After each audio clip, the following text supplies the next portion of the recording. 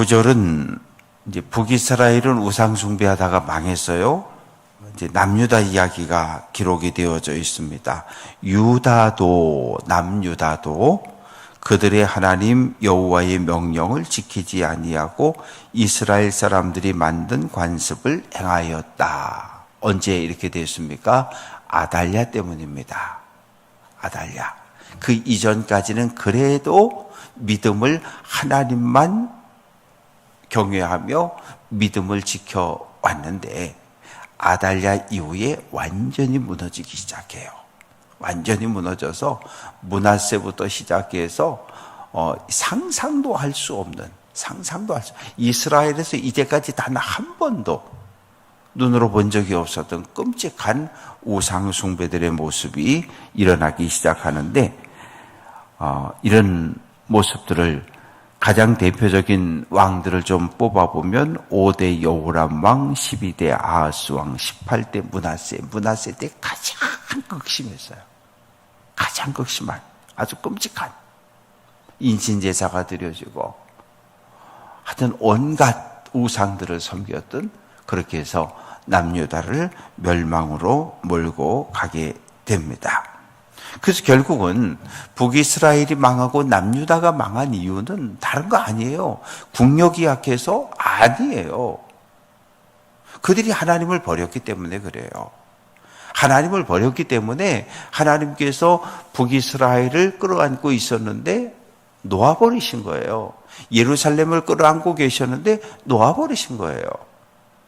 그래서 솔로몬 왕이 죽고 남북으로 분단된 이후에 200년 조금 지나서 북이스라엘이 멸망하고 남유다는 조금 더 한 30년 정도, 그리고 조금 더 버티다가 결국은 두 나라가 모두 멸망당해 버리고 말았는데 20절 말씀 보면 여호와께서 이스라엘 온 족속을, 북이스라엘과 남유다를 버렸다는 거예요.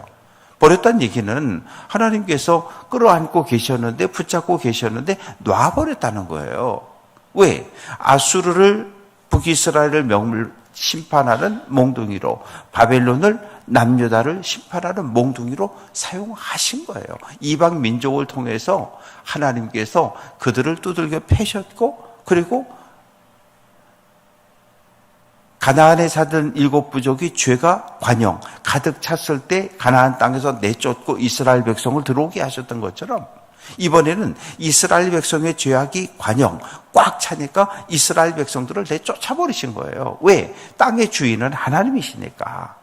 땅 주인이신 하나님께서 임대료를 제대로 내지 않는, 공의와 정의가 실현되어지지 않는 가나안 땅에 살지 못하도록 임대료를 내야 되잖아요. 월세를 줬으면 월세를, 공의와 정의라고 하는 거룩한 삶이라고 하는 임대료를 내야 되는데 임대료를 안 내는 거예요.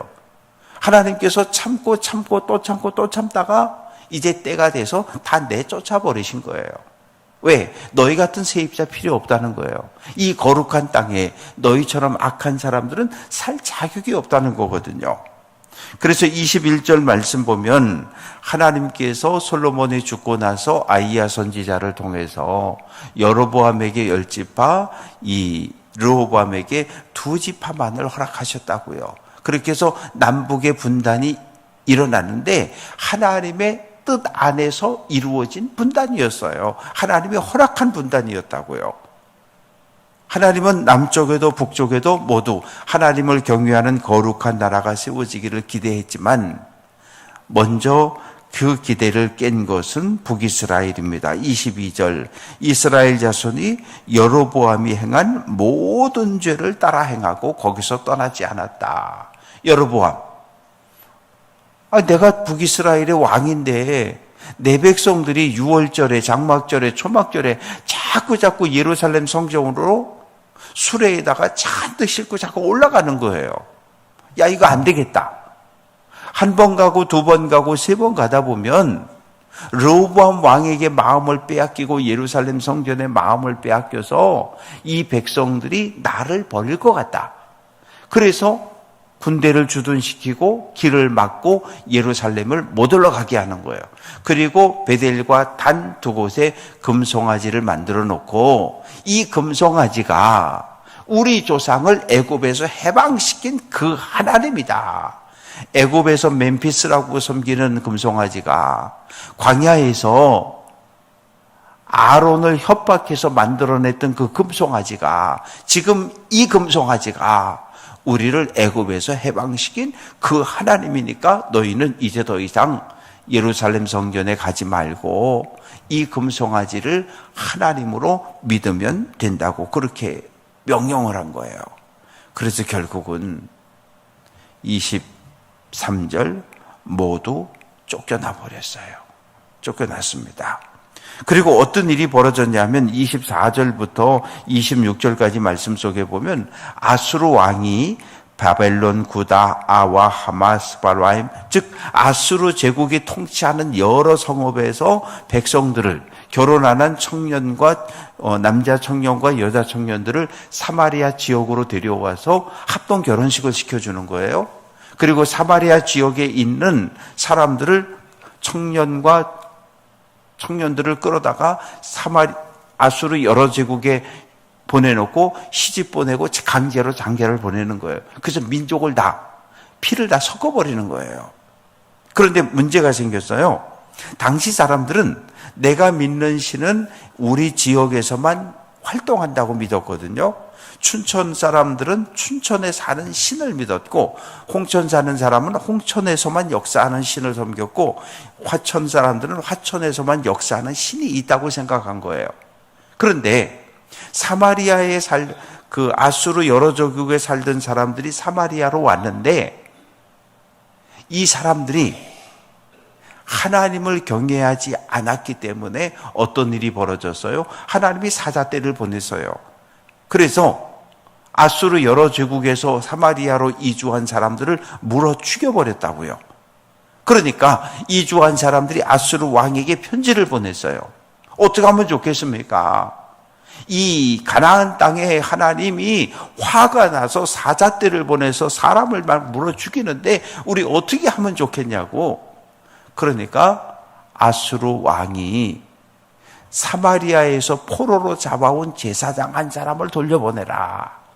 그래서 가서 가나안 땅 사람들이 믿던, 이스라엘 사람들이 믿던 하나님에 대해서 가르치고 어떻게 제사를 해야 하는지, 어떻게 예배를 드려야 하는지 가르쳐라. 그래서 그렇게 예배를 하면 그 하나님이 더 이상 분노하지 않을 거다.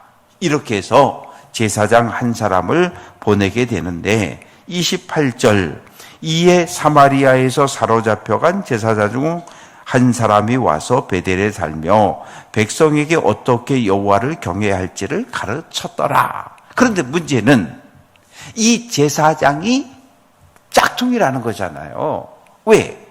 여로보암 시절에 베델과 단에 금송아지 우상을 만들어 놓고 정말 레위 지파 아론의 자손들은 다 어디 가버렸어요? 남유다로 예루살렘으로 다 신앙의 자유를 찾아 떠나버렸어요.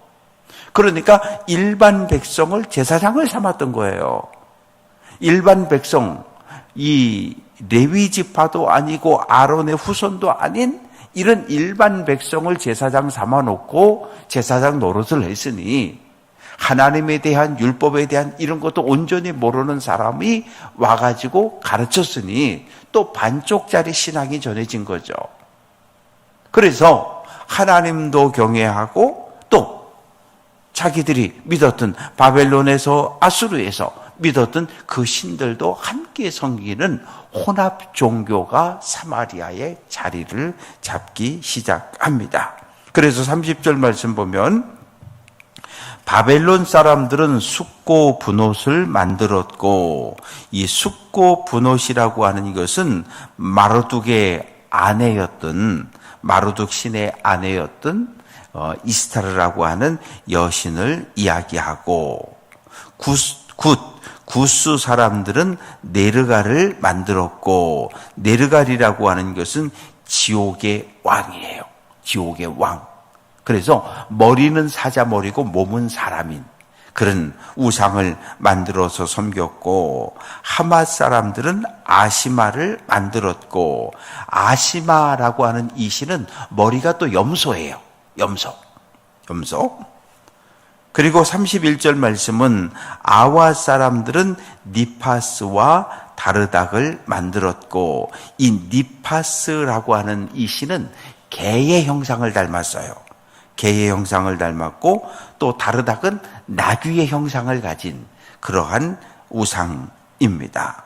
스바라임 사람들은 자녀를 불살라 그들의 신 아드람멜렉은 황소를 닮았고 아남멜렉에게 드렸다. 아남멜렉은 달의 신을 이야기합니다. 그러니까 아수르 여러 제국의 성읍에 살던 사람들이 사마리아에 이사 와서 자기들의 신도 섬기고 이스라엘 사람들이 섬겼던 하나님도 섬기고, 이래서 사마리아가 이 혼합 종교가 수백 년 동안, 언제부터 722년에 멸망당하고 예수님 때까지 이 흔적이 남아 있었던 거예요.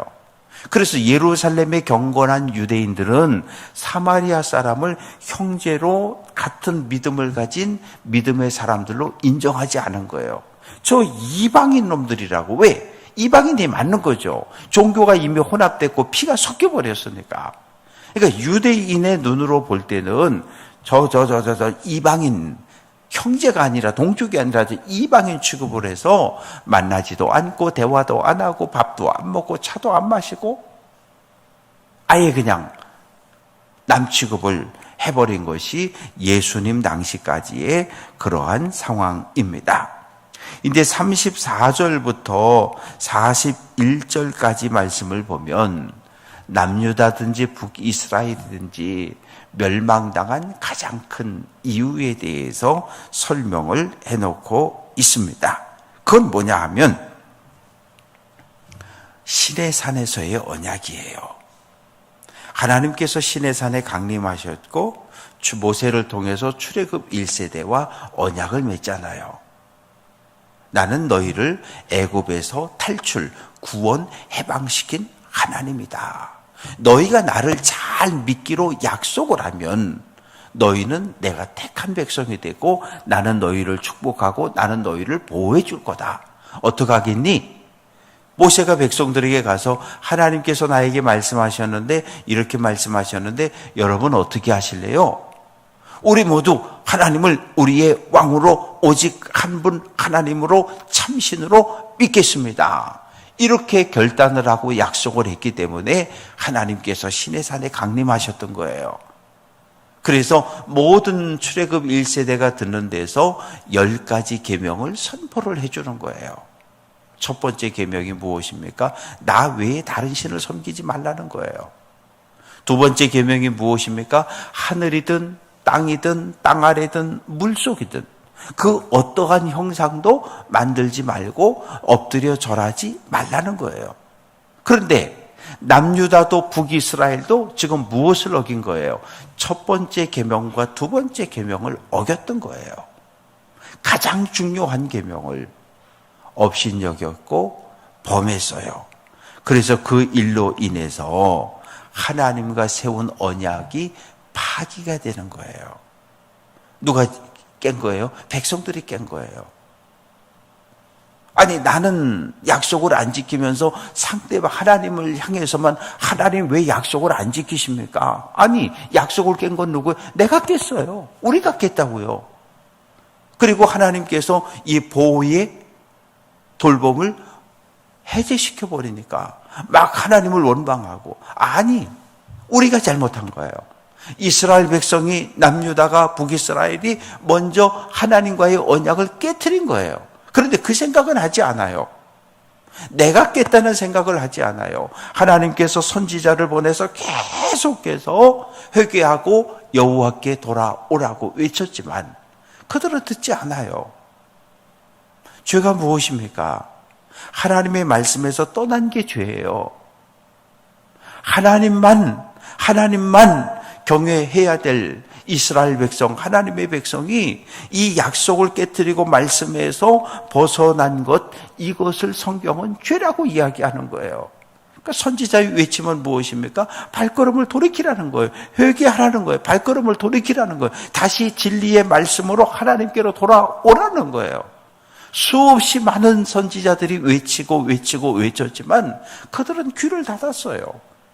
그리고 몽둥이에 두들겨 맞아서 아수르의 바벨론에 멸망당하는 상황이 되니까 하나님을 원망하는 거예요. 왜 우리를 이 고난에 빠지게 하셨냐고. 죄의 대가라고 하는 것을 인정하지 않아요. 깨닫지 못했어요. 그래서 39절 말씀 보면 오직 너희 하나님 여호와만 경외하라. 그가 너희를 모든 원수의 손에서 건져내리라. 그러니까 하나님은 그러시는 거예요. 죄를 뉘우치고 발걸음을 돌이켜서 우상에게 있던 발걸음을 돌려서 진리의 말씀으로 하나님께로 돌아와. 그러면 내가 너희를 다시 구원하고 보호해 줄 거야 라고 말씀하시는 거예요. 돌아오진 않아요. 돌아오진 않고 멀리 가 있으면서 거기서 하나님을 원망하고 있는 거예요. 이게 누구였어요? 바벨론의 포로로 끌려가고 아수르 제국의 포로로 끌려갔던 이스라엘 사람들의 모습입니다. 그러다가 바벨론의 포로로 끌려가서 하나님을 원망하다가 어느 날 자기 자신들을 돌아보기 시작한 거예요. 아니, 하나님께서 분명히 약속했는데 왜 우리를 이렇게 포로로 끌려오게 하셨지? 도대체 뭐가 문제지? 그리고 모세오경을 차근차근 읽고 연구하다 보니까 우리가 하나님이 아니라 우리가 하나님과 약속을 어겼구나, 깼구나, 우리가 죄를 지었구나 인정하기 시작하는 거예요. 죄를 깨닫고 인정하면 그때부터는 쉬워요. 왜? 돌아올 수 있으니까. 그래서 바벨론에서 그들이 회당을 만들고 그곳에서 자녀손들에게 율법을 가르치며 하나님께 회개의 기도를 드리기 시작해요. 그렇게 70년이 찼을 때 하나님께서 바사제국 고레스를 일으키고 포로로 끌려갔던 이스라엘 백성을 다시 예루살렘으로 돌아오는 일을 허락해 주셨습니다. 그래서 오늘 열왕기 하 제17장은 북이스라엘이 멸망당한 호세아 왕 19번째 왕 호세아를 끝으로 북이스라엘이 200년 만에 멸망당한 이유에 대해서, 그리고 아직 한 100 몇 년 더 남아있긴 하지만 남유다 역시 그 우상 숭배의 길에 서 있음을 경고하면서 오늘 말씀을 마무리하고 있습니다. 말씀을 정리해 봅니다. 우리 민족은 아주 오랫동안 다양한 신들을 섬기며 살았어요. 때로는 불교를, 때로는 유교를, 때로는 온갖 전통 무속 신앙을. 오늘날 우리들의 이 생활 속에도 우리 주변에 보면 지금까지 수백 수천 년 우리 민족이 살아온 그 미신의 모습들이 여전히 어디도 있어요. 어디도 있고 인터넷에 들어가도 있고 집 주변에도 있고 여러 가지 철학관의 모습으로든 여러 가지 모습으로 여전히 남아있는 모습을 우리는 보게 됩니다. 우리는 분명히 알아야 해요. 하나님은 하나님에게서 눈 돌리는 사람을 싫어하시는 분이셔요. 하나님은 오직 하나님만을 바라봐 주기를 기대하시는 분이셔요. 우리가 다른 아무리 잘생기고 아무리 예쁘고 아무리 힘이 세고 그런 거 하나님은 기대하지 않으시고 오직 하나님만 바라보고 하나님만 신뢰하고 하나님만 믿고 따라오기를 기대하시는 분이셔요.